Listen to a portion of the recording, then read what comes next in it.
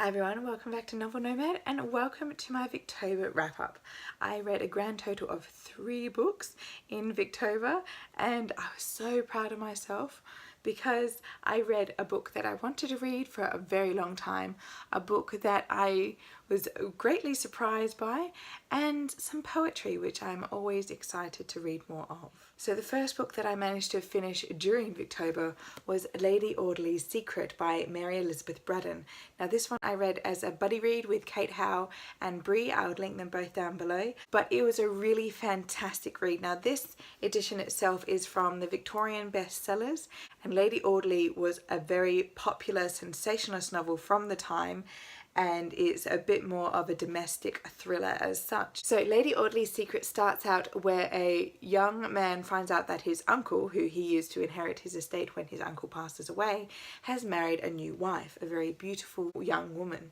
Now she is considered a beauty and praised by all of the society, but when he visits his new aunt with his old friend George Talboys, his friend mysteriously disappears, and you slowly get to uncover Lady Audley's secrets. So if you liked reading Rebecca, if you like Daphne du Maurier's books, this seems like a very, very early version of it.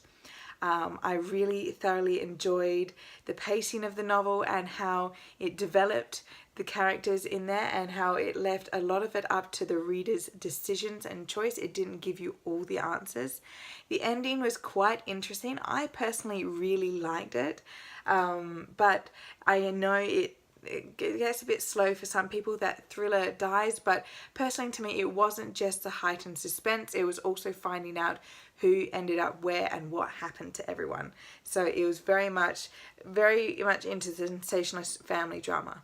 My second and probably the longest Victober read I read was Bleak House by Charles Dickens. Yes, I finally managed to finish this, and it would just seem to be the perfect time because I read this straight through in 3 weeks and I absolutely loved every single moment.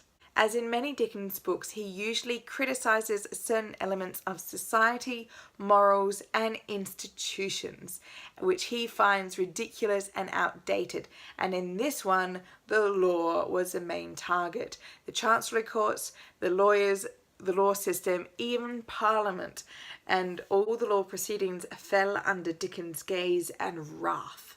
And it was an absolutely fantastic read. However, if that does seem a bit dry and you're thinking, oh my god, I can't do over 1,000 pages of Dickens criticising the law courts, don't worry, because there is an absolutely beautiful narrative from Esther Summerson. She is not technically a ward of one of the chancellery suits, but she is connected in a very roundabout way to a suit itself, and you get her knowledge and her perspective as she witnesses what happens to many of the chancellery wards. What I love about Dickens' books is he manages to capture characters so well. He often used characterization a lot, and he loved playing into stereotypes, usually to make a very critical assessment or to criticize a certain type of belief in society or a certain type of action in society.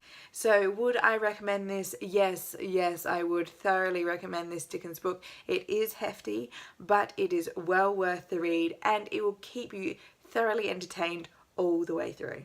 The final book I read in Victober, which I'm still technically working on, is Poems by Emily Brontë. Now this is a poetry collection of all the Bronte's works. It is a beautiful little travelling edition that I got given to me as a gift. If you can see that there's a little embossed bee on the front.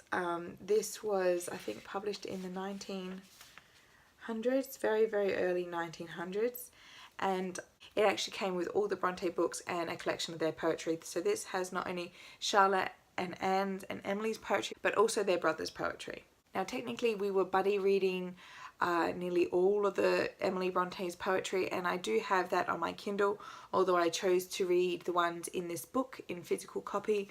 I am technically still reading the ones on the Kindle, but I just really enjoyed Emily Bronte's poetry because, like her books, it was highly emotional, and she did maintain a greater connection with nature, very much in the style of the romantic poets who came before them. I really thoroughly enjoyed the juxtaposition between light and dark that she used quite frequently. The world was always dark and grim, and there was always something light that she ascended to or she wanted to be by. So I thought that was really interesting. So in regards to Emily's poetry, Stars was really great, Daydream was really interesting, and one of my absolute favourites is How Clear She Shines. This is the first stanza from that poem. How clear she shines, how quietly I lie beneath her guardian light, while heaven and earth are whispering to me, tomorrow wake, but dream tonight. Yes, fancy, come, my fairy love, these throbbing temples softly kiss, and bend thy lonely couch above, and bring me rest, bring me bliss. So it was just such a great movement and flow in her poetry, so I'm really looking forward to finishing the rest of hers. So that was just a very short wrap up, but I didn't want to overstretch myself in regards to Victober. I really wanted to focus on reading Dickens, which I did, which is so great. Now I just have to pick another giant book to read. I think Wives and Daughters was on the list, so I'll have to get around to that one. But if you participated in Victober, let me know down below what was your favourite read in Victober. So thank you all for watching. I'll see you all next time. Bye!